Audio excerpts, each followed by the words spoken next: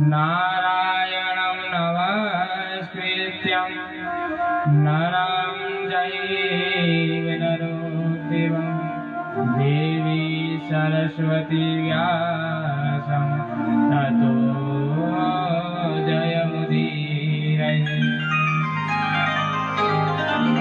कृष्णं नारायणं वन्दे कृष्णं वन्दे व्रजप्रियं कृष्णं द्वैपायनं वन्दे कृष्णं वन्दे कृष्णसुतं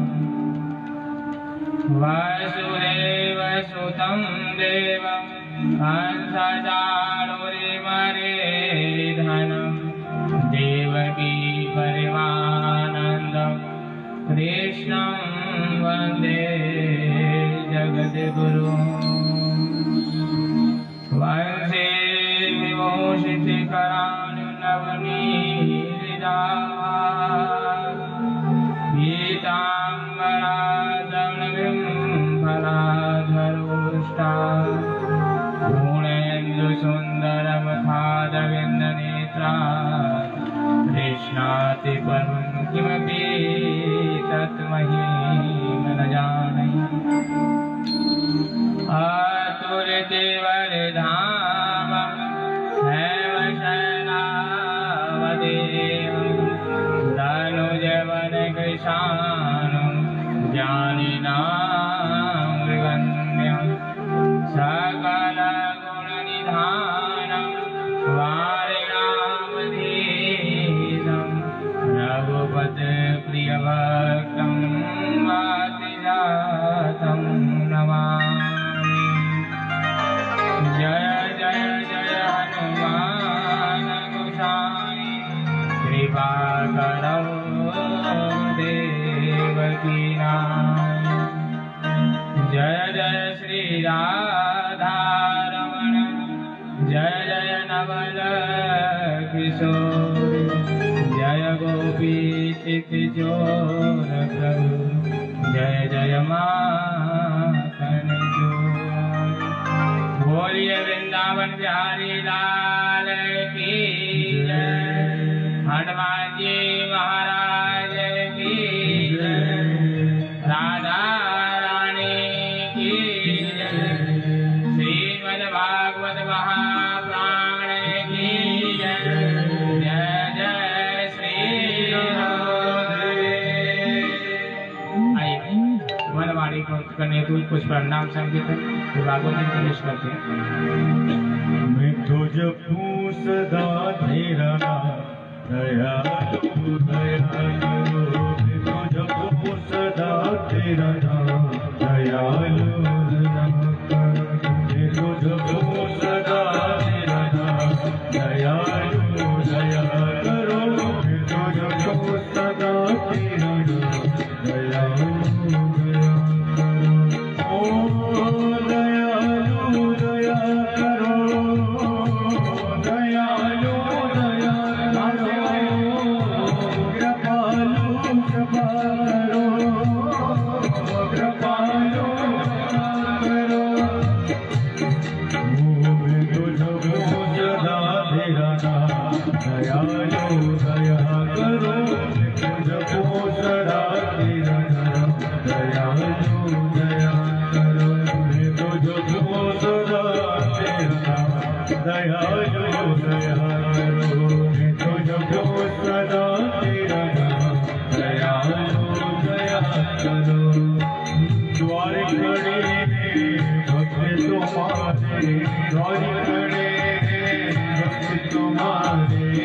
अपनी दया के बोलो द्वारे, अपनी दया के बोलो द्वारे, द्वार खड़े भक्त तुम्हारे, द्वार खड़े भक्त तुम्हारे, अपनी दया के बोलो द्वारे, अपनी दया के बोलो द्वारे, पूर्ण हो सबका दयालु दया करो, पूर्ण हो सबका दयालु दया करो, मैं तो जपो सदा तेरा दयालु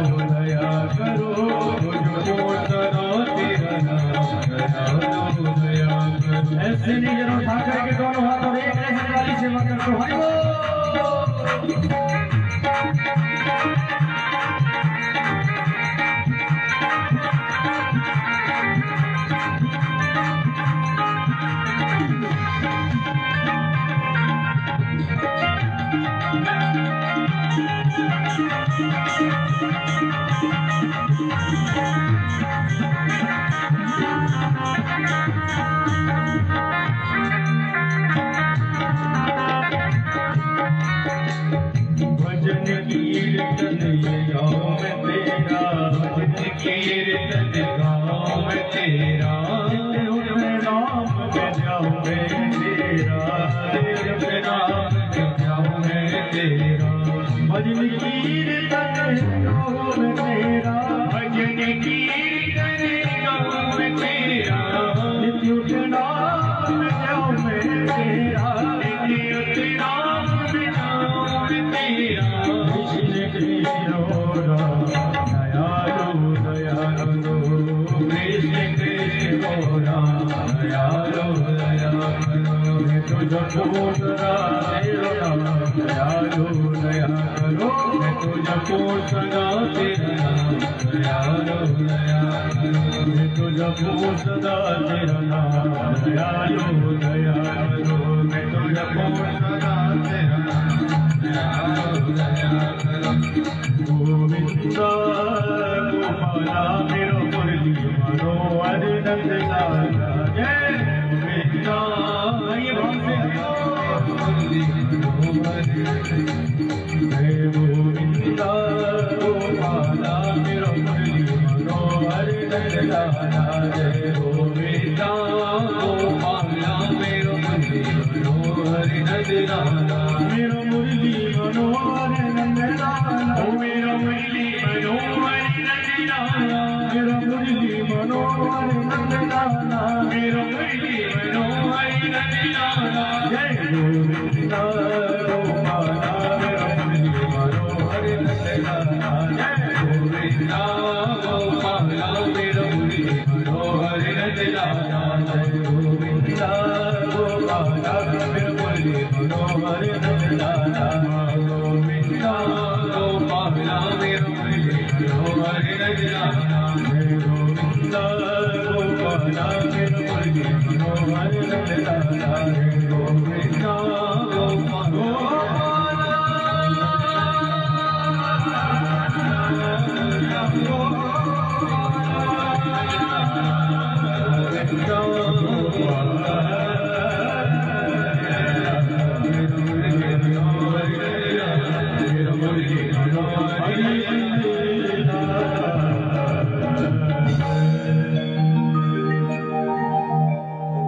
परम मंगलमय परात्पर अपरेश्वर अकारण पांडा मंडाल भक्त वांछित कल्पतरु शीतल पुण्य पीतामह धारी श्री बालकृष्ण की वाग्मय प्रतिमूर्ति श्रीमद भागवत महापुराण के आज आप और हम तृतीय दिवस में प्रवेश कर रहे हैं।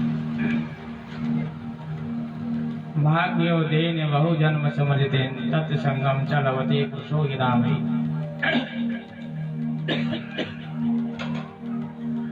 बड़े भाग्य से ये कथा सुनने को या कथा में यजमान बनने का अवसर हम आपको मिल पाता है। अनेक जन्मों के जब पुण्य उदय हो जाते हैं तब जाकर एक कथा सुनने के हम अधिकारी बन पाते हैं। कथा पंडाल में आने मात्र से ही कथा सुनने का फर्ज पूरा नहीं हो जाता है। ऐसा ना हो कि शरीर यहाँ बैठा हो मन कहीं और गया हो। तन मन जब दोनों एक स्थान पर रहते हैं तब कथा सुन पाते हैं। आप सबको इस कथा का अगर पुण्य लाभ मिल रहा है ना तो उसका पूरा श्रेय श्रीमान इंद्रजीत सिंह चौहान को जाता है। आपकी नजर में उनका कैसा भी स्वभाव हो, कैसा भी व्यवहार हो, आपका पर्सनल मैटर है कॉलोनी का। अगर वह इस कथा में आगे नहीं बढ़ते तो शायद ये कथा आप सबको सुनने को नहीं मिलती। वो उनके कोई पुण्य है, उनका कोई कर्म है, कोई ना कोई अच्छा जीवन में कर्म किया, उस कारण से भागवत जी उनके सिर पर धारण हुई है। क्योंकि अनेक पुण्यों का जब उदय होता है तब ये भागवती कथा सिर पर धारण की जाती है। और स्वभाव हमारे प्रति तो उनका स्वभाव बहुत अच्छा है। वो कहते महाराज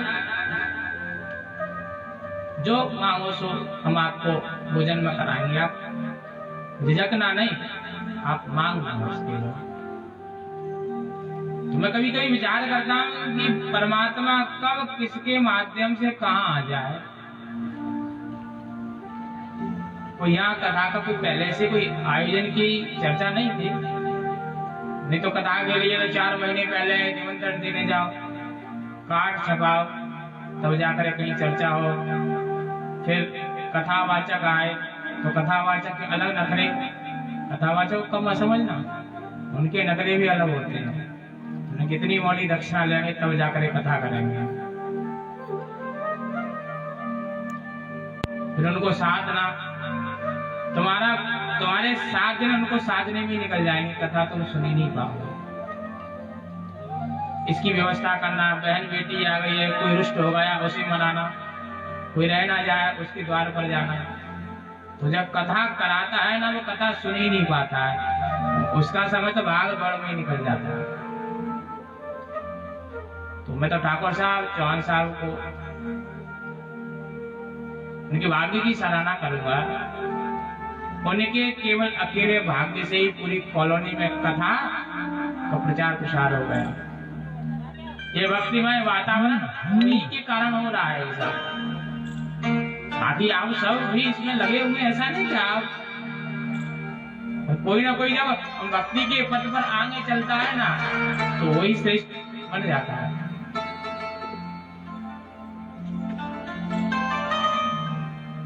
और यजमान भी है, कथा के मुख्य यजमान है, परीक्षित है। उनका हक बहुत ज्यादा होता है कथा पर। ऐसा नहीं है कि परीक्षित बनना कोई साधारण हो जाता है। जो जीव परीक्षित बनता है उसे बहुत सारे कर्तव्यों का पालन भी करना होता है। तो ठाकुर जी की विशेष कृपा रही चौहान परिवार पर, और जो रोज यजमान बनकर के पूजन कर रहे हैं वो भी बड़ा भागी है। उन्हें भी अवसर इस कथा में पूजन करने का मिल रहा है। तो आज आप और हम तृतीय दिवस में प्रवेश कर रहे हैं। सुखदेव बाबा राजा परीक्षित को कथा सुनाने के लिए प्रारंभ हुए। कथा जब हमने कल विश्राम दी तो राजा परीक्षित और सुखदेव बाबा का भजन हुआ। और राजा परीक्षित ने केवल एक ही प्रश्न किया था कि प्रिय मानस्य किम कर्तव्य, जो जीव शीघ्र मरने वाला है उसे अपने मुक्ति के लिए, मोक्ष के लिए क्या उपाय करना चाहिए। सुखदेव बाबा ने जब प्रश्न सुना, प्रश्न सुन करके बड़े गदगद हुए। तुमने जो प्रश्न किया है ना, बड़ा ही अच्छा किया है। प्राय संसार में क्या होता है, सबको अपनी फिक्र होती है कि मेरा भला हो जाए, किसी का हो या ना हो।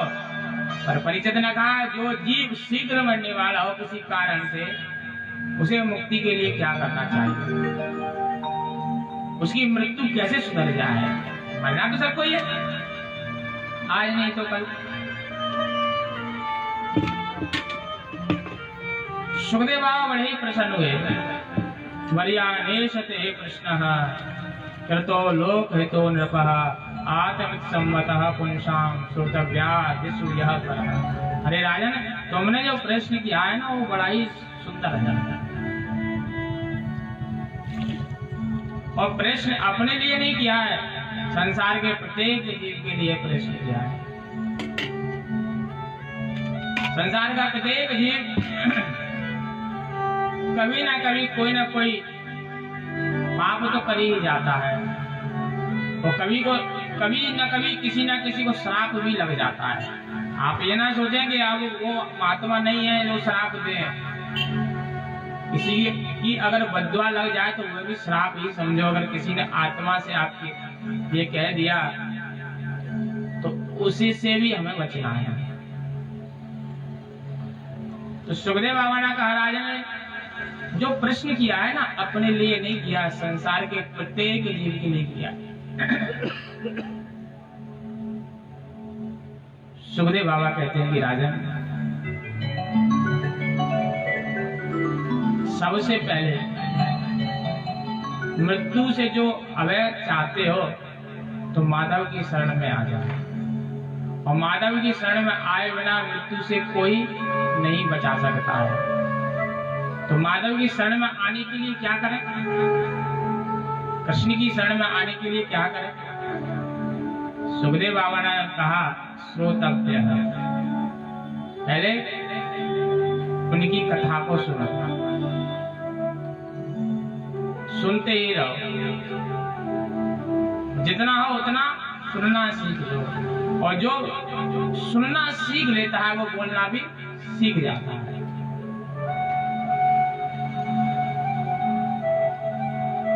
जो सुनता होगा वो गूंगा नहीं होगा, ये ध्यान रखना। बालक हमारा 5 वर्ष का हो, 4 वर्ष का हो, वो बोल नहीं पा रहा है और सुन रहा है, तो वो गूंगा नहीं है। लेट बोलेगा पर बोलेगा। तो सुनना, श्रवण करना, और नवदा भक्ति में पहली भक्ति श्रवण है, पहली भक्ति भी श्रवण बताई है भागवत जी में। अच्छा, हमारा सुनना ही है केवल? प्रश्न यहाँ उठता है, हम केवल सुने तो क्या सुने? किसी की चुगली सुने, किसी की बुराई सुने कि नहीं? नहीं, सुनना हमें गोविंद की कथा, सुनना हमें गोविंद ने जिन भक्तों के ऊपर कृपा की है, जिन संतों के ऊपर कृपा की है, उनके गुण गान सुनना है। अच्छा, हमारे सुनने के बाद क्या होगा? हमने सुना तो बहुत, फिर होगा क्या? साधु कहते कि जब तक सुनोगे नहीं तब तक व्यक्ति से प्रेम होगा नहीं। अपनी बेटी का रिश्ता कहीं करने जाए, हम उसे जानते नहीं हैं, पर उसके बारे में सुना है कि सुंदर है लड़का, पढ़ा लिखा है, उसकी नौकरी लगी हुई है, बढ़िया कमाता, तो केवल सुना है। तो सुनने के बाद भाव जागता है कि अगर लड़के के साथ संबंध हो जाए तो हमारी बेटी सुखी रहेगी। साधु कहते कथा सुनने से, भगवान के गुणगान सुनने से भगवान से प्रेम होगा, भगवान को जान लेंगे, हम भगवान को पहचान लेंगे। और जाने बिन न होए प्रतीति, जब तक जान नहीं पाओगे, समझ नहीं पाओगे, तब तक प्रेम नहीं होता है। इसलिए परमात्मा को जानने के लिए कथा सुननी ही पड़ती है। जाने बिनु नहीं होए प्रतीति, जाने बिनु नहीं होए प्रतीति, बिनु प्रतीति होए नहीं, बिनु प्रतीति होए नहीं, जाने बिनु नहीं होए प्रतीति, जाने बिनु नहीं होए प्रतीति, जाने बिनु नहीं होए प्रतीति, जाने बिनु नहीं होए प्रतीति, बिनु प्रतीति होए नहीं, बिनु प्रतीति होए नहीं, बिनु प्रतीति होए नहीं। जाने बिन न होए प्रतीति, बिन प्रतीति होए नहीं प्रीति। जब तक जानेंगे नहीं परमात्मा को, तब तक उनसे प्रेम नहीं होगा। तो पहली सीढ़ी भगवान को प्राप्त करने के लिए उन्हें जानना है, और जानोगे कहां से? सत्संग के माध्यम से। परीक्षित ने कहा, महाराज हम जान लेंगे, हम कथा सुनेंगे, फिर सुखदेव बाबा ने कहा कृतिव्यस्य, जब कथा सुन करके कथा को हृदय में उतार लो ना, तो भगवान की कथा का गुणगान गाओ भी। ऐसा नहीं कि कथा व्यास पीठ पर बैठ करके ही गाई जा सकती है, 4 लोग बैठ करके हम सत्संग कर सकते हैं। उस कथा का गुणगान भी हमें एक दूसरे से करना है कि भगवान ने ध्रुव के साथ ऐसा किया, प्रहलाद के साथ ऐसा किया, मीरा के साथ ऐसा किया। हम उनके गुणगान गाएंगे या हम उनकी कीर्ति का कीर्तन के माध्यम से संकीर्तन करें, उनके नाम का गुणगान गाएं, ऐन ज्ञान प्रकार भगवान का नाम लें। अच्छा महाराज, फिर सुखदेव बाबा कहते हैं कि पहली सीढ़ी श्रवण, दूसरी भगवान का कीर्तन, फिर स्मृतम। उनका एकांत में बैठ करके ध्यान लगा। कभी एकांत में बैठो ना, एकांत सबके पास है पर व्यक्ति बैठना चाहता नहीं, और जब से जब मोबाइल आ गया तब से एकांत खत्म हो गया। 4 व्यक्ति बैठ भी जाए तो मोबाइल में लगे रहते हैं, और एकांत में बैठ जाए तब भी मोबाइल में लगे रहते हैं। मोबाइल के आने से इतनी विडंबना हो गई है कि एक कमरे में बैठे हैं हम, दूसरे कमरे में अगर किसी को बुलाना है ना तो फोन करके बुलाते हैं, उसके पास जा नहीं सकते। घर के अंदर भी ये विडंबना है। साधु बोले एकांत में बैठ करके केवल नेत्र बंद करो, और जब नेत्र बंद करके चारों तरफ अंधकार नजर आए तो मन में विचार करो, मैं कौन हूँ। प्रश्न होना चाहिए, मैं कौन हूँ? मैं शरीर हूँ, तो शरीर तो एक दिन जल करके राख बन जाता है। मैं शरीर हूँ तो शरीर तो जल के राख बन जाएगा, तो मैं कौन हूँ? मैं आंखें हूँ, तो आंखें तो कभी कभी अंधी भी हो जाती है। मैं हाथ हूँ, तो हाथ भी कभी कभी काम करना बंद कर देते हैं।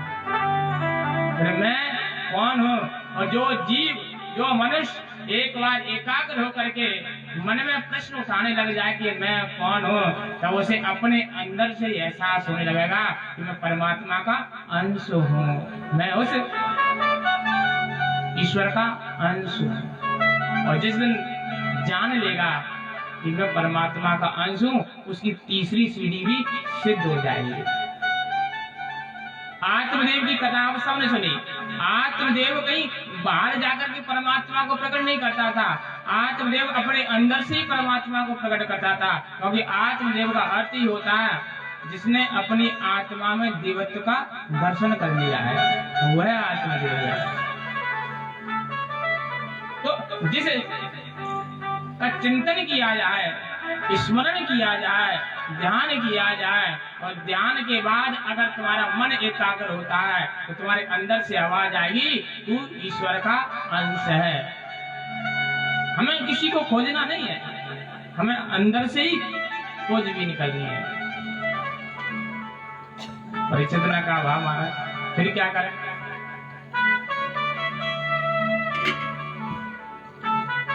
सुखदेव बाबा कहते हैं, राजन सावधान। जितासनो जित श्वासो जित संगो जितेंद्रिय। जितासनो, हम जब बैठ जाए ना तो आसन को जीतने का प्रयास करें। आसन कोई भी लगाओ, वज्रासन लगाओ, पद्मासन लगाओ, सुखासन लगाओ, और ऐसे आसन को जीतने का प्रयास करो कि 10, 20, 50 मिनट भजन करने के लिए बैठे तो ना तो कमर दर्द हो ना घुटना दर्द हो। आसन जीतना भी भक्ति के लिए आवश्यक है। कभी घुटना ऐसे किया, कभी घुटना ऐसे किया, और जहाँ दर्द शुरू हुआ कमर में, तो फिर आपका जो मन लगा हुआ है परमात्मा से, जो परमात्मा से चित्त चिपक गया है तुम्हारा चित्त, वहां पर वो चित्त छूट जाएगा। इसलिए आसन को जीतने का प्रयास करो। जित श्वास हो, श्वास परमात्मा ने गिनी चुनी दी हुई है।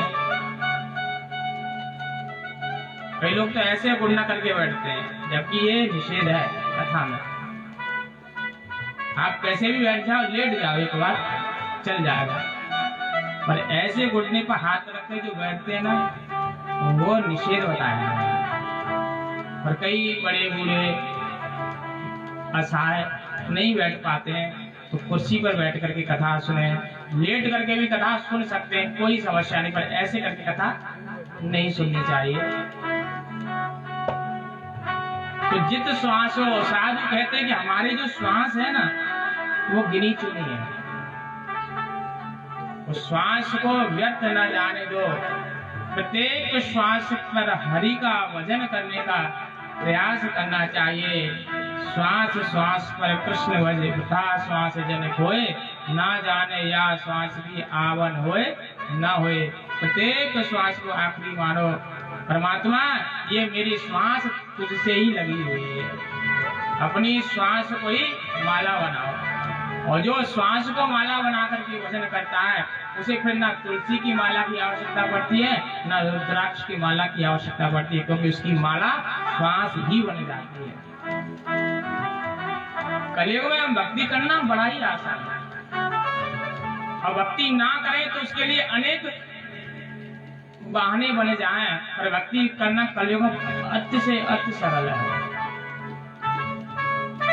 खाते पीते सोते बैठते हम परमात्मा का नाम अपनी श्वास पर ले सकते हैं, इससे सरल भक्ति तो हो ही नहीं सकती है। नहीं करना तो उसके लिए तो फिर बहुत सारे हम बहाने बना लेते हैं। कोई सेठ जी थे, सेठ जी, और सेठ जी अपने द्वार पर बैठे हुए थे, अपने नाती को खिला रहे थे, बालक था नाती, और सेठ जी की दाढ़ी बहुत बड़ी बड़ी थी, तो गोद में खेलते हुए नाती बाबा की दाढ़ी से हाथ लगा के कहता है बाबा बाबा बाबा बाबा बाबा। वहां से एक महात्मा जी निकले, महात्मा जी ने कहा अरे सेठ जी, अब तो तुम्हारा नाती भी तुमसे कहता है बाबा बाबा, तुम बाबा बन क्यों नहीं जाते हो? सेठ जी ने कहा बाबा बनने के लिए तुम तैयार हैं, पर क्या करें, जब बेटी का बेटा आता है ना, वो कहता है ना ना ना ना ना ना ना ना, सो हम रह जाते हैं, हम बनते ही नहीं हैं। तो हम बहाने तो बना देते हैं। नाती हो जाने के बाद जब हम बाबा बन गए ना, तो समझो अब हमें बाबागिरी ही करनी चाहिए। और बाबागिरी करते ये नहीं होता कि घर छोड़ करके चले जाओ, घर की मालिकी छोड़ दो और माला हाथ में ले लो, माला का जाप निरंतर करते रहो, यही बाबा बनना होता है। बाबा का कोई रूप नहीं होता है, बाबा के लिए नहीं कि आपको पीले वस्त्र ही पहनने पड़ेंगे, बाबा का अर्थ है कि माला का जाप करते रहना चाहिए निरंतर, भजन है परमात्मा का निरंतर चलते ही रहना चाहिए, बहाने नहीं बनाना चाहिए। सुखदेव बाबा कहते हैं श्वास जीतने के बाद जित संगो जितेंद्रिय है, अपने संग को जीतो। संग ऐसे व्यक्ति का करना चाहिए जहां से हमें कुछ मिले, परमात्मा की भक्ति मिले, परमात्मा की कथा मिले,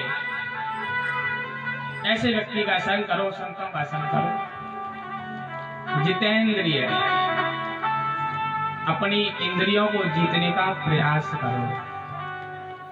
इंद्रियां जो कहें वो हम ना करें, बल्कि इंद्रियों के द्वारा हम जो कराना चाहें वो इंद्रिय करें। हमारी आंखें जो देखना चाहें वो हम आंखों को ना दिखाएं, बल्कि आंखों को हम जो दिखाना चाहें वो आंखें देखें। आंखें तो फिल्म देखना चाहती हैं, पर हम गोविंद की झांकी दिखाना चाहते हैं। ऐसा कंट्रोल होना चाहिए अपनी आंखों में। हमारे कान हुए ना सुने जो कान सुनना चाहें, हम कानों को जो सुनाना चाहें वह कान सुने। मन तो करता है कि फिल्मी गीत सुने, पर नहीं, मैं भक्ति के गीत सुनूंगा। ये कंट्रोल अपनी इंद्रियों पर होना चाहिए। मेरी जीव तो रसगुल्ला का स्वाद लेना चाहती है, पर नहीं, मैं तो चाय से ही काम चलाऊंगा, उसे कंट्रोल होना चाहिए। तो जितेंद्रिय है, अपनी इंद्रियों को जीतने का प्रयास करना चाहिए। सुखदेव बाबा कहते हैं कि राजन, भक्ति कोई भी हो, निष्काम हो या सकाम हो, मानव मात्र को परमात्मा की उपासना करनी चाहिए। चाहे कामना लेकर के करे या कामना रहित करे, पर ऐन के प्रकार भगवान की याद उसे करनी चाहिए। जो जीव परमात्मा में अपना मन नहीं लगाता है, उसे कई प्रकार की गालियां दी है भागवत में। वह गधा है, वह सूअर है, वो ऊंट है, ऐसे कई प्रकार से सुखदेव बाबा ने राजा परीक्षित को बताया। स्विट्ट बढ़ा होष्ट खरय संसुत पुरुषः पशु, वो पशु के तुल्य है जो भगवान नारायण की शरण में नहीं जाता है। पहली उपमा दी बिट्ट बरहा यानी ग्रामीण सुकर। बिट्ट बरहा सुगर, जैसा भी मिल जाए वैसा खा ले। अच्छा दोगे तो अच्छा नहीं खाया, गंदगी ही खाता है, उसे सुगर का। दूसरी उपमा दी कुत्ता की।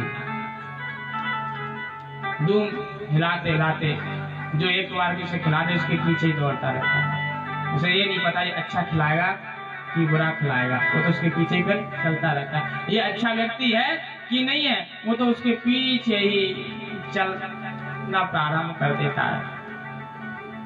तीसरी उपमा दी ऊंट। ऊंट जैसे अपनी गर्दन को ऊंचा करके चलता है ना, तो थोड़ा धन मिल गया, थोड़ा पद मिल गया, थोड़ा मान सम्मान मिल गया, तो हम भी ऐसे ही चौड़े होकर के चलते हैं कि अब हमसे बड़ा तो कोई संसार में है ही नहीं। तो ऐसे अहंकारी ऊंट के समान बताए। चौथी उपमा दी गधा। जो जीवन पर्यंत अपने घर गृहस्थी का बोझ ढोने में लगे, जर्जित काया हो जाए, घर में कोई पूछने वाला नहीं है, बात बात करने पर चिड़चिड़ापन हो जाए, खटिया पकड़ के पड़ा रहे, पर घर से भी बाहर निकल करके गोविंद की भक्ति ना करे, वो गधे से भी बेकार जीव है। तो चार उपमा दी कुत्ता, ग्रामीण सुकर, ऊंट और गधा। स्विट्ट बढ़ा होष्ट खरे संस्कृतः पुरुषः परुष। तो चार तरह के उपमा सुखदेव बाबा ने राजा परीक्षित को बताई। तो जो जीव भगवान की भक्ति नहीं करता वो उन पशुओं के समान ही होता है। परीक्षित ने कहा महाराज ये तो सब ठीक है, मैं सृष्टि वर्णन के बारे में सुनना चाहता हूँ। भगवान इस संसार को बनाते कैसे हैं, बनाने के बाद फिर पालन भी करते हैं, और पालन करने के बाद अंत में प्रलय भी कर देते हैं। करते क्यों हैं, उद्देश्य क्या होता है, होता कैसे है सब। सुखदेव बाबा कहते हैं राजन सावधान। सावधान शब्द का अनेक बार प्रयोग किया है बाबा ने। तुम एकाग्र होकर के सुनना। सुखदेव बाबा कहते हैं कि राजन, प्रकृति और पुरुष की साम्य अवस्था में जब दोनों का लय अवस्था हो जाती है, तब प्रकृति में हलचल होती है। और जब प्रकृति में हलचल होती है तो जल भी एक प्रकृति का रूप है। तो उसी जल में शेष की सैया पे भगवान नारायण विराजमान रहते हैं। नारायण का अर्थ होता है नार प्लस अयन। नार कहते हैं जल को, अयन कहते हैं घर को। तो जिसने जल में ही अपना घर बना लिया है वही नारायण है। शेष की सैया पर विराजमान है। कभी नेत्र खुलते हैं, कभी नेत्र बंद हो जाते हैं। ये क्रिया लगातार चलती रही तो उनकी नाभि से एक कमल का पुष्प निकला। सुखदेव बाबा कह रहे हैं कि राजन, भगवान ने सर्वप्रथम संसार में अगर किसी की रचना की है तो वह कमल है। ब्रह्मा जी बाद में आया, पहले कमल बनाया। भगवान ने कमल को प्रकट किया।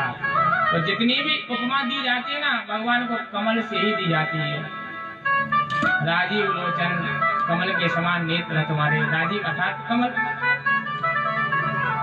लोचन यानी कमल के समान समाजित।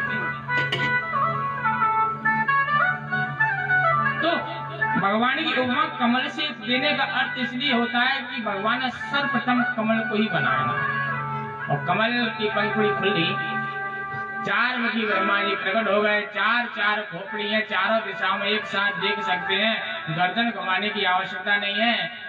तो चार खोपड़ी वाले ब्रह्मा जी मनी मन विचार करने लगे, मैं कौन हूँ, मैं कहाँ से आया हूँ, मेरा जन्म जाता कौन है, मैं संसार में करूँ तो करूँ क्या। उस कमल की तंतु में बाहर आए, भीतर आए, तब उन्हें दो शब्द सुनाई दिए, ता और पा। स्पर्शु षोडश वेक विषम, ता और पा दो शब्द सुनाई दिए, दोनों को जोड़ा, ब्रह्मा जी ने तप किया। तब करने के बाद साक्षात नारायण प्रकट हुए और नारायण ने ब्रह्मा जी से कहा, विधाता आज से तुम विधाता हो, जैसे मैंने तुमको बनाया ऐसी सृष्टि का विस्तार आगे करो। ब्रह्मा जी ने कहा, महाराज संसार में कोई जीव एक आध मकान बना लेता है और मकान बनाने के बाद उसे इतना अहंकार हो जाता है और मैं सृष्टि का निर्माण करूंगा, अगर मुझे अहंकार हो गया तो क्या होगा। सुखदेव बाबा कहते हैं कि राजन, भगवान नारायण ने 4 श्लोक की भागवत ब्रह्मा जी को सुनाई और कहा कि इस संसार में जो भी घटना घट रही है ना, वो मेरे द्वारा ही घटित हो रही है। जो दिखाई दे रहा है वो मैं ही हूँ, जो अदृश्य है वह भी मैं हूँ, जो कुछ हलचल होती है मेरे द्वारा ही होती है। अच्छा भगवान, सब कुछ आपके द्वारा ही होता है। हाँ, मैं ही बनता हूँ, मैं ही बन करके आता हूँ और मैं ही बनाता हूँ। प्रश्न उठता है कि भगवान ही बनते हैं, भगवान ही बनाते हैं। जब कोई वस्तु बनती है ना, तो वस्तु जब बनती है तो इसका निमित्त कारण अलग होता है और उपादान कारण अलग होता है। जब घड़ा बनाया जाए, मटका बनाया जाए, तो घड़ा मटका बनाने के लिए निमित्त कारण है, उपादान कारण। दो वस्तु होंगी तब जाकर घड़ा बनेगा। उपादान कारण मिट्टी है और निमित्त कारण कुम्हार है जो घड़ा बनाता है। जब दोनों का मिलन होता है तब जाकर के घड़ा बनता है। भगवान कहते हैं कि बनता भी मैं हूँ और बनाता भी मैं हूँ, निमित्त कारण भी मैं हूँ और उपादान कारण भी मैं ही हूँ। संसार में कुछ वस्तुएं ऐसी भी होती है जहाँ दोनों का कारण एक ही होता है। जैसे मकड़ी है, और साधु कहते हैं मकड़ी जब जाला बुनती है ना, तो बाजार से धागा लेकर के नहीं आती, वो अपने मुख से ही निकालती है। और जब उसका मन भर जाता है तो उसी जाले को अपने मुंह में निकल लेती है, तो मुंह से ही निकालती है, मुंह में रख लेती है। तो भगवान कहते हैं कि संसार को बनाता भी मैं ही हूँ, अंत में बिगाड़ भी मैं ही देता हूँ। मेरे अंदर ही सब समाहित हो जाता है। वह विराट स्वरूप मैं ही हूँ। जितनी भी दूर दूर तक दृष्टि जा रही है सब मेरा ही आकार है। 4 श्लोकी भागवत के माध्यम से ब्रह्मा जी को समझाया। सुखदेव बाबा कहते हैं कि राजन, अंदर ध्यान हो गए भगवान, सृष्टि का विस्तार करना प्रारंभ किया ब्रह्मा जी ने। और सृष्टि के विस्तार में सर्वप्रथम ब्रह्मा जी ने सनकादिक ऋषियों को प्रकट किया। 4 भाई सनकादिक ऋषियों को प्रकट किया, सनक, सनंदन, सनातन, सनत कुमार। और चारों से कहा, जैसे तुम 4 हो ना, 4 के 8 हो जाओ, 8 के 16 हो जाओ, 16 के 32 हो जाओ, 32 के 64 हो जाए, ऐसे सृष्टि का विस्तार करो। सनकादिक ऋषियों ने हाथ जोड़कर कहा, बाबा हमारा जन्म संसार में फंसने के लिए नहीं हुआ है, हम तो संसार से मुक्ति पाना चाहते हैं, हम तो हरि की शरण में ही जाना चाहते हैं। क्योंकि प्रत्येक जीव का अगर जन्म होता है तो ऐन कैन प्रकार हरि की शरण में जाने के लिए ही होता है। और हम सबको हरि की शरण में जाने के लिए ही कथा सुननी चाहिए, कथा करानी चाहिए। जो जीव हरि की शरण में जाता है उसका ही उद्धार होता है। इसलिए हम सृष्टि के विस्तार में तुम्हारे सहायक नहीं बन सकते हैं, हम तो हरि की शरण के लिए जाना चाहते हैं और हरि की शरण के लिए प्रस्थान कर जाते हैं। हरि शरणम हरि शरणम हरि शरणम हरि शरणम, यही एक मंत्र है प्यारा। हरि शरणम हरि शरणम हरि शरणम हरि शरणम हरि शरणम हरि शरणम, यही एक मंत्र है प्यारा। हरि शरणम हरि शरणम, यही एक मंत्र है प्यारा। हरि शरणम हरि शरणम, भरे दरबार में जब द्रौपदी की लाज जाती, भरे दरबार में जब द्रौपदी की लाज जाती है। भरे दरबार में जब द्रौपदी की लाज जाती, भरे दरबार में जब द्रौपदी की लाज जाती, गले हो करी के उच्चारा। हरि शरणम हरि शरणम, गले हो करी के उच्चारा।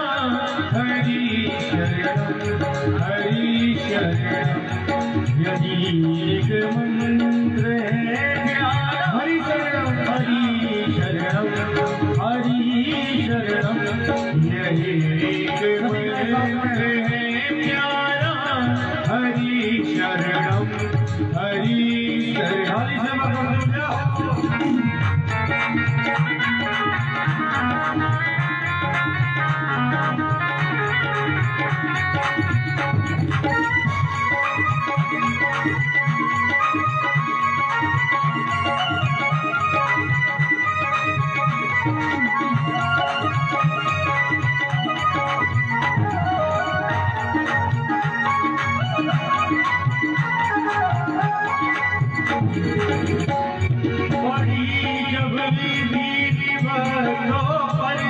हुई जब धर्म की आसी, जब वीर भगतों में हुई जब धर्म की हानि, बड़ी जब वीर भगतों हुई जब धर्म की हानि, बड़ी जब वीर भगतों में हुई जब धर्म की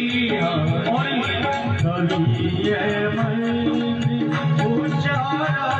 हरि शरणम हरि शरणम, उच्चारा। हरि शरणम हरि शरणम हरि शरणम हरि शरणम हरि शरणम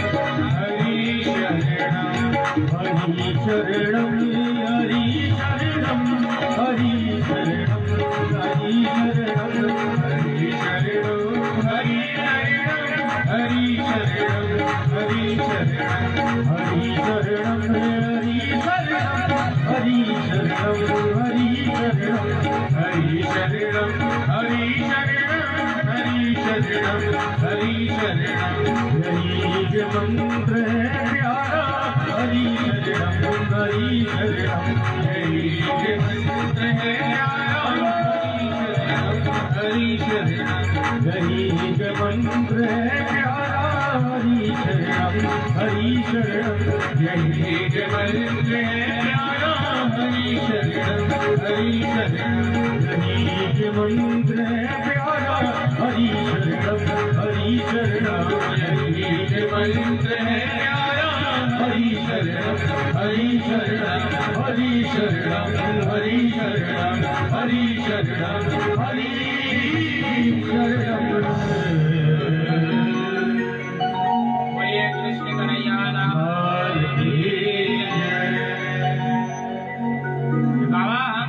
जी के चक्कर में नहीं पड़ने वाले और चले गए। जब चारों भाइयों ने मना कर दिया, साधु कहते हैं कि ब्रह्मा जी को क्रोध आया। ब्रह्मा जी को क्रोध आया तो आंखों से रुद्र प्रकट हो गए। बोलिए रुद्र भगवान की। रुद्र से कहा तुम सृष्टि का विस्तार करो। भूत प्रेत विषाद बिच्छू सर्प डरावनी भयानक सृष्टि का विस्तार शुरू कर दिया। ब्रह्मा जी ने कहा बाबा तुम तो ठहर जाओ, यहाँ भूत प्रेत रहेंगे तो मानव कहाँ रहेंगे। तब जाकर के उनको रोका गया। 10 ऋषियों को उत्पन्न किया। मरीचि, अत्रि, अंगिरा, पुलस्त्य, क्रतु, भृगु, वशिष्ठ, पुलह, दक्ष और 10वें हैं नारद। 10 ऋषियों को उत्पन्न किया। फिर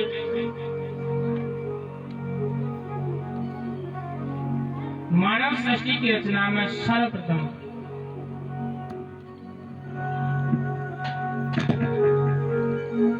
मानव सृष्टि की रचना में सर्वप्रथम मनु महाराज मनु और शत्रुघ्न को प्रकट किया।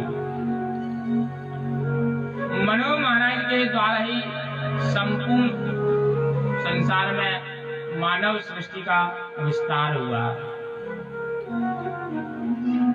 हम सब मनु महाराज की ही संतान हैं।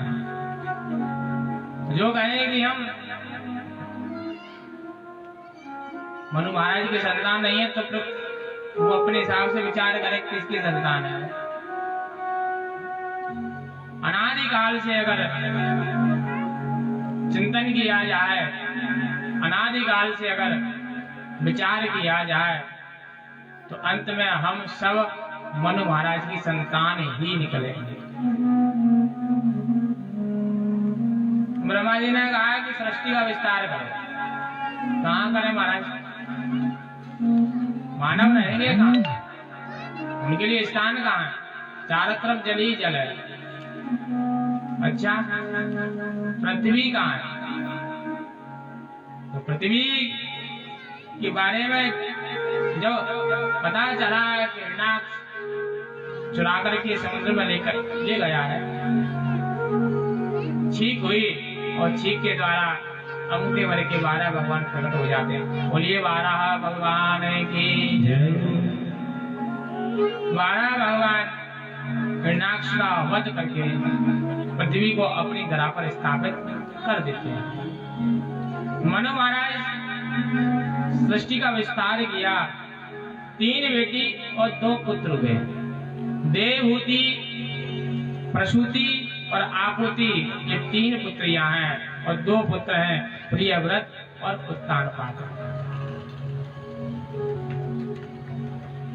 उन 2 पुत्र हुए और 3 पुत्री हुई और 3 पुत्री होने के बाद मन में विचार आया कि मुझे अपनी बेटी का विवाह किसी अच्छे से घर में कर देना चाहिए, क्योंकि हर पिता की यही इच्छा होती है कि मैं जैसे भी रहूं पर मेरी बेटी मुझसे अच्छे से घर में जाए। हमारा घर छोटा हो पर बेटी के लिए घर बहुत बड़ा हो। पिता की यही मांग रहती है, पिता यही विचार करता है। तो देवहूति के विवाह के लिए विचार करने लगे कि मैं अपनी बेटी का विवाह किसके साथ करूं। सुखदेव बाबा कहते हैं कि उसी समय कर्दम ऋषि थे और कर्दम ऋषि के मन में एक दिन भाव जागृत हुआ। ये भावना जो होती है ना, कभी भी जागृत हो जाती है किसी के प्रति। हम किसी को चेहरे को देख करके उसके हृदय का पता नहीं लगा सकते कब वो बदल जाए, कब भाव हमारा बदल जाए। हम उसे अच्छा समझे, हो सकता है वो बुरा निकले। हम उसे बुरा समझे, हो सकता है वो अच्छा निकले। भावना कब बदल जाए किसी को नहीं पता। तो कर्दम ऋषि ने एक दिन चिंतन किया और चिंतन करके अपनी दाढ़ी पर हाथ बैठते बैठते विचार करने लगे कि हम बूढ़े हो गए, बाल सफेद हो गए, हमारा अगर ब्याह हो गया होता तो हमारे भी बेटा बेटी होते। तोतली तोतली भाषा में पापा पापा कहते, रसगुल्ला सा घुल जाता कान में। हमारी जिंदगी तो ऐसे ही निकल गई। हमने ब्याह ही नहीं किया। बूढ़े बाबा के मन में आज ब्याह का अंकुर पैदा हुआ।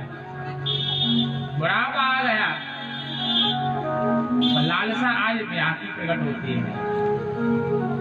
अब ब्याह करना है तो किससे कहें, अब ब्याह कराओ हमारा।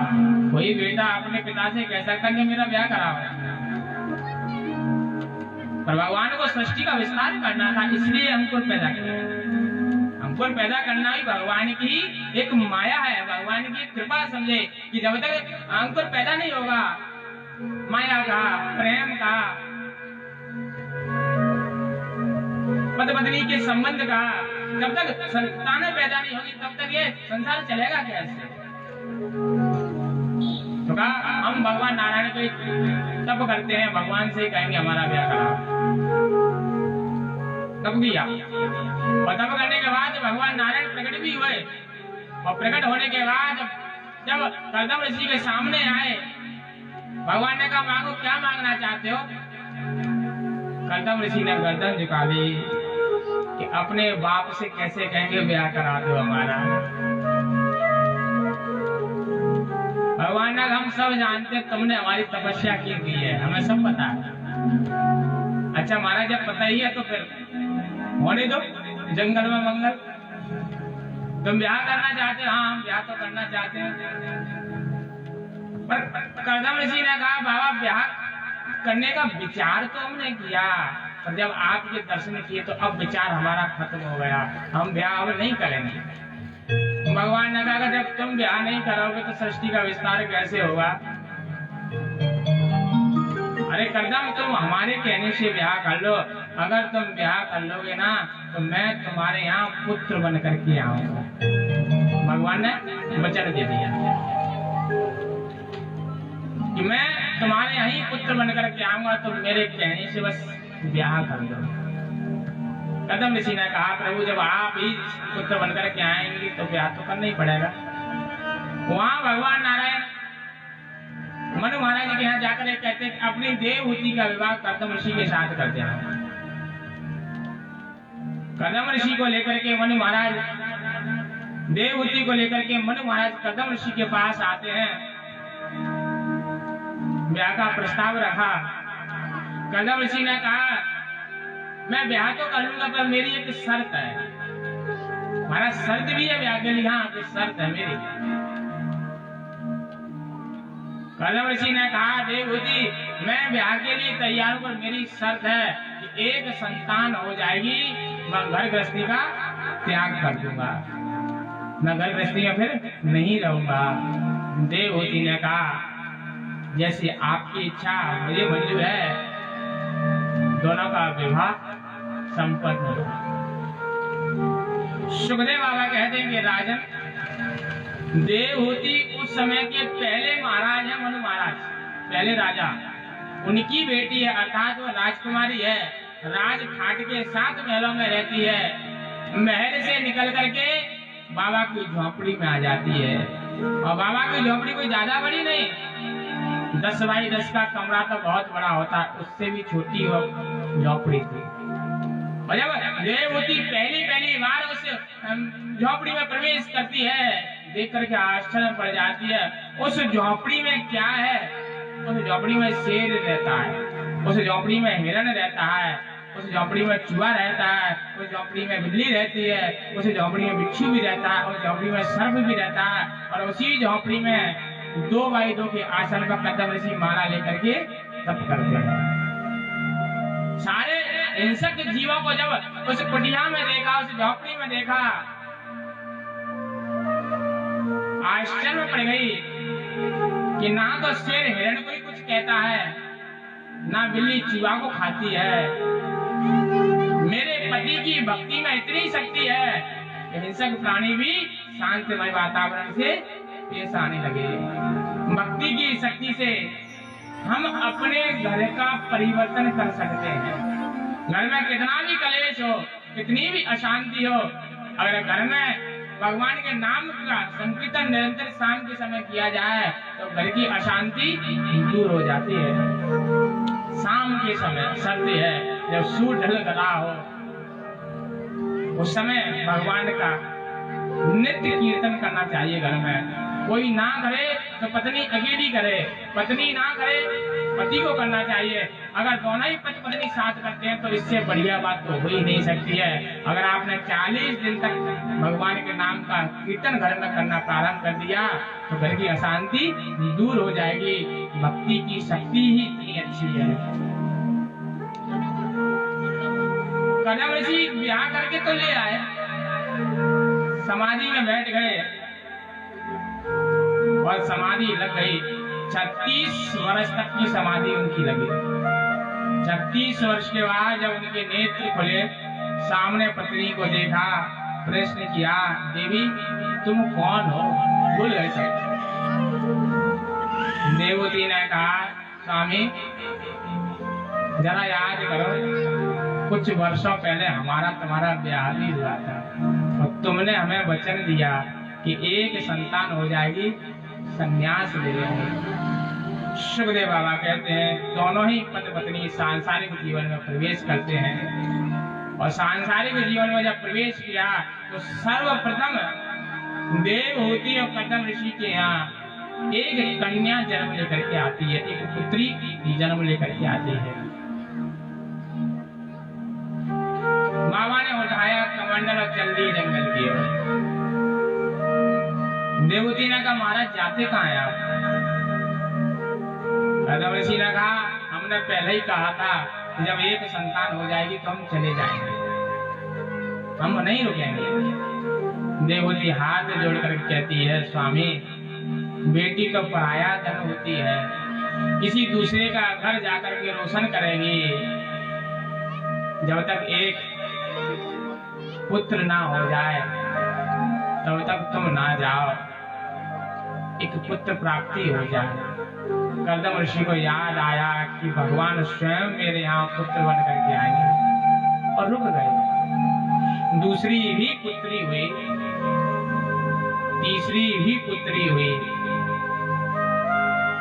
चौथी भी पुत्री हुई, पांचवी पुत्री हुई, छठवीं पुत्री हुई, सातवीं पुत्री हुई, आठवीं पुत्री हुई और सुखदेव बाबा कहते हैं राजन 9वीं पुत्री हुई। 9 पुत्री कदम ऋषि के यहाँ जन्म लेकर के आते हैं। मानव साधु ये कहना चाहते हो, मानव आत्मा का ये चिंतन हो कि जिस घर में 9 प्रकार की भक्ति आ जाती है उस घर में भगवान ही पुत्र बन करके आते हैं। तो कदम ऋषि के यहाँ 9 कोई साधारण पुत्री नहीं है, कोई साधारण कन्या नहीं है, वह साक्षात भगवान की नवदा भक्ति है। और जिस घर में नवदा भक्ति आ जाती है तो भगवान स्वयं पुत्र बन करके उस घर में जन्म लेते हैं। तो आज भगवान कदम ऋषि के यहाँ पुत्र बन करके जन्म लेते हैं 10वीं संतान के रूप में। नाम है कपिल। बोले कपिल भगवान की। भगवान कपिल का प्रादुर्भाव हुआ। बाबा ने कहा, देवी अब तो पुत्र भी हो गया है, अब मैं संसार में क्या करूंगा, अब तुम अपने पुत्र के साथ रहो, हम तो अब चले और चले गए जंगल। सुखदेव बाबा कहते हैं कि राजन भगवान बड़े हुए और कनक से बड़े हो गए तो एक दिन मैया ने देवहूति ने भगवान को स्नान कराया, वस्त्र पहनाया और छोटी सी व्यास पीठ पर जाकर के बिठा दिया। छोटी सी व्यास पीठ पर जाकर के बिठाया, सामने स्वयं बैठ गई, प्रश्न किया। साधु कहते हैं ज्ञान कहीं से भी मिले हमें सिर झुका करके स्वीकार कर लेना चाहिए। ज्ञान अगर हमारा बेटा देता है, सही ज्ञान है तो उसे स्वीकार करना चाहिए। ज्ञान हमें अपनी बेटी से मिलता है तो स्वीकार कर लेना चाहिए। ज्ञान हमें अपनी पत्नी से मिले तो स्वीकार कर लेना चाहिए। ज्ञान के लिए ऐसा नहीं कि उसकी आयु अधिक हो, आयु कितनी भी हो, ज्ञान है तो लेना चाहिए। भगवान छोटे से हैं, व्यासपीठ पर बैठे हैं और सामने मैया हाथ जोड़ करके बैठी है। देवहूति कहती लाला मैं सब जानती हूँ तू भगवान है, साक्षात नारायण का ही अवतार है। मेरे मन में अनेक प्रश्न उत्पन्न हो रहे हैं, मैं उन प्रश्नों का जवाब चाहती हूँ, मुझे उत्तर चाहिए। भगवान ने कहा मैया पूछ, क्या पूछना चाहती है? तब देवहूति ने कहा लाला मैं अपने पिता का ठाठ से रही, राजकुमारी बनकर के रही।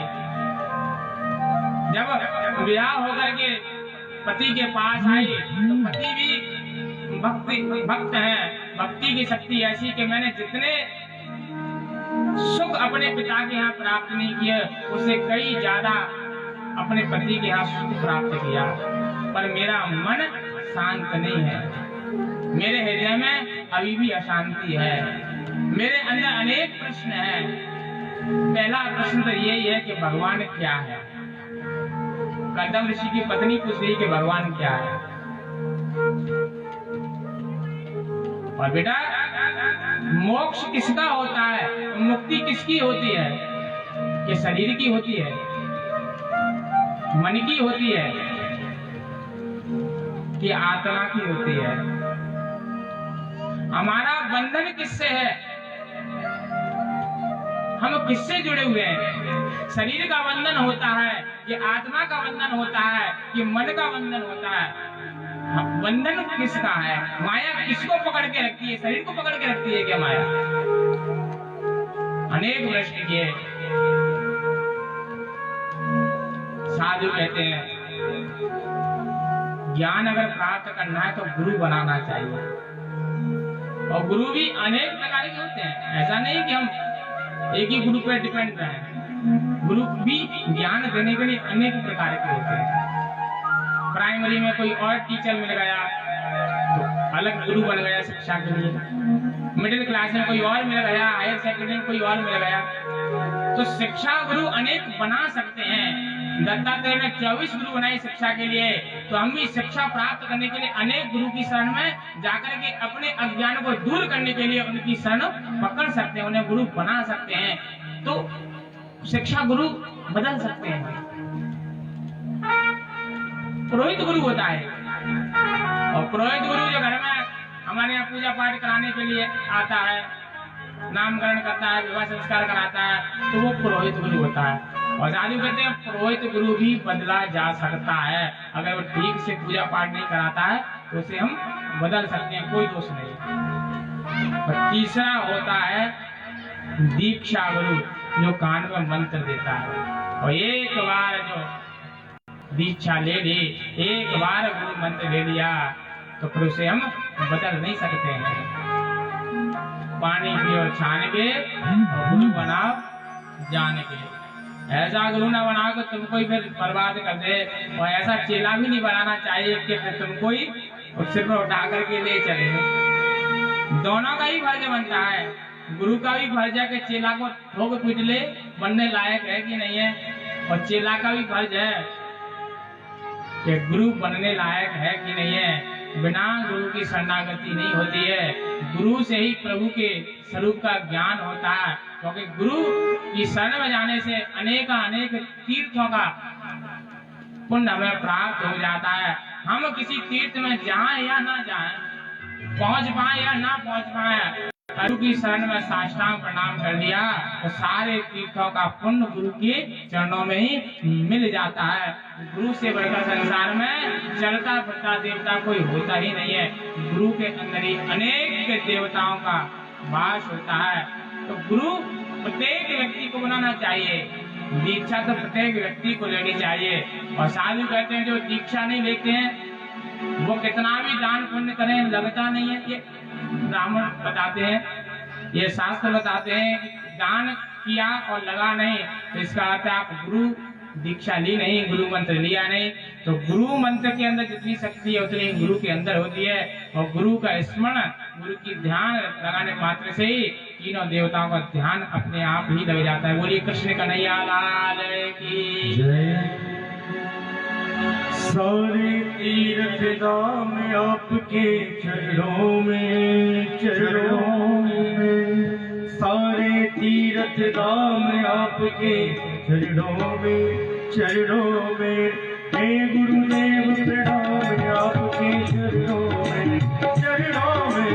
सारे तीर्थ धाम आपके चरणों में, चरणों में। हे गुरुदेव प्रणाम आपके चरणों में, चरणों में। सारे तीर्थ धाम आपके चरणों में, चरणों में। हे गुरुदेव प्रणाम आपके चरणों में, चरणों में। सारे तीर्थ धाम आपके चरणों में, चरणों में। हे गुरुदेव प्रणाम आपके चरणों में।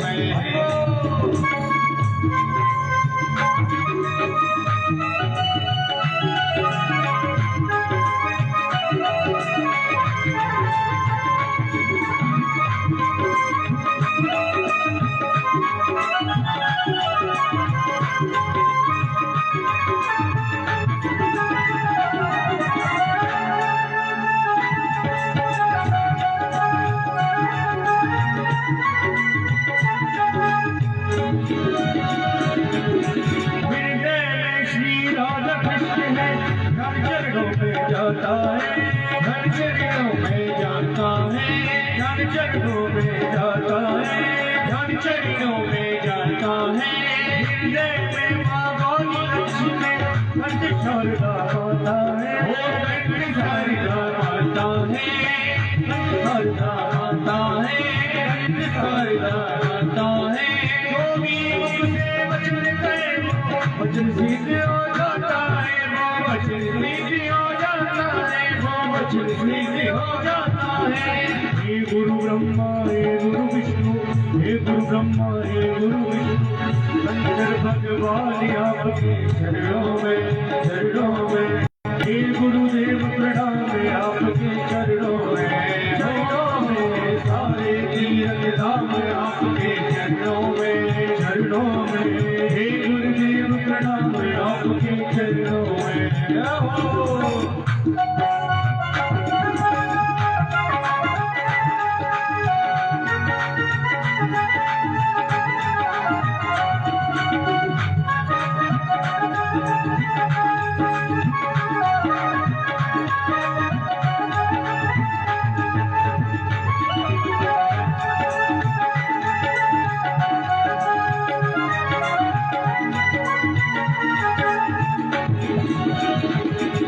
कर्म के दाता है आप, कर्म के दाता है आप, कर्म के दाता है आप। मिलाते हैं ईश्वर से आप ही भाग्य विधाता है, आप ही भाग्य विधाता है, आप ही भाग्य विधाता है। दुखिया मन को रोगी तन को, दुखिया मन को रोगी तन को मिलता है आराम आपके चरणों में, चरणों में। हे गुरुदेव प्रणाम आपके चरणों में। सारे तीर्थ धाम आपके चरणों में, हे गुरुदेव प्रणाम आपके चरणों में। सारे तीर्थ धाम आपके चरणों में, चरणों में। हे गुरुदेव प्रणाम आपके चरणों में, हे गुरुदेव प्रणाम आपके चरणों में, हे गुरुदेव प्रणाम आपके चरणों में।